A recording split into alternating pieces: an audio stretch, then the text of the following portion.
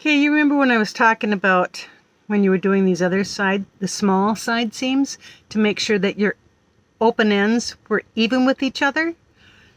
We're working on this middle seam now where you're aiming toward a closed end, but you still want to make sure every once in a while to hold your fingers in the center here and hold your fingers at the end and pull it, so you're always keeping this nice and straight.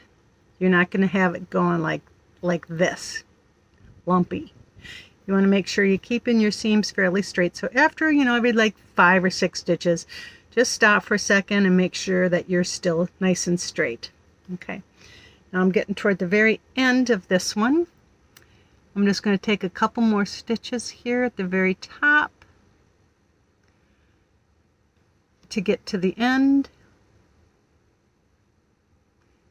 As you can see, I'm going right into the very top of the fold. I tend to go back and forth at the same time with my needle. All right, now I'm getting close to the very end here.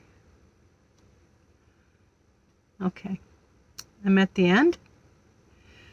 I'm going to take a couple of knots in the very, very pointy end of this one. Once I've made sure it's nice and straight, fold it tight, keep it not from buckling.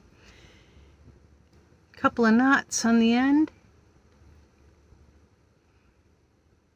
And I can cut my thread. So there's my knots. I'm going to cut the thread very close. Very close here. If I had good needles. Okay, now we've done this center to this end. Now we're going to turn it over to the other open edge. That's the only open edge we have left. You can see we've got these 2 short side seams done. This is one of the seams from the center long one. Now we're going to sew this one together. So pull it tight, line up the edges. Pull it tight.